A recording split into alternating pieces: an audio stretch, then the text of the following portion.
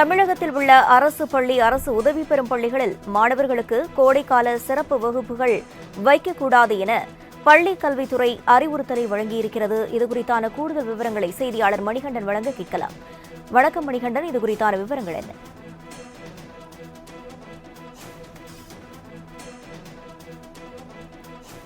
ஒரு மாதமாக இருக்கிறது. குறிப்பாக ஏப்ரல்ல இருந்து ஜூன் வரையில இந்த வெப்ப அலை அதிக அளவிலாக தமிழகத்தை பாதிப்படையும்.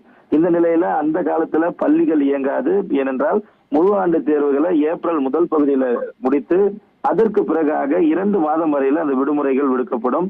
அந்த அளவுல கிட்டத்தட்ட அனைத்து தேர்வுகளுமே முடிந்திருக்கக்கூடிய சூழ்நிலையில ரம்ஜான் காரணமாக 8ஆம் வகுப்பு வரை 9ஆம் வகுப்பு வரை இருக்கக்கூடிய மாணவர்களுக்கு 22, 23ஆம் தேதிகள் தேர்வுகள் நடைபெறுகிறது.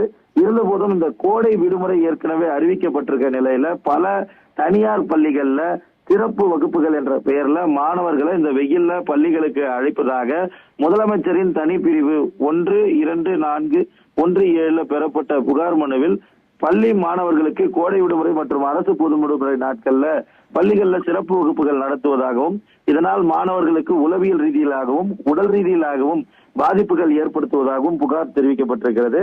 இப்புகார் சார்பாக அனைத்து பள்ளிகளும் கோடை விடுமுறை மற்றும் அரசு பொது விடுமுறை நாட்களில் பள்ளிகள்ல சிறப்பு வகுப்புகளை தவிர்க்குமாறும் மாணவர்களை சிறப்பு வகுப்புகளுக்கு வரவழைக்க அழுத்தம் தரக்கூடாது என்றும் பள்ளிக்கல்வித்துறை சார்பில் அறிவுறுத்தல் வழங்கப்பட்டிருக்கிறது.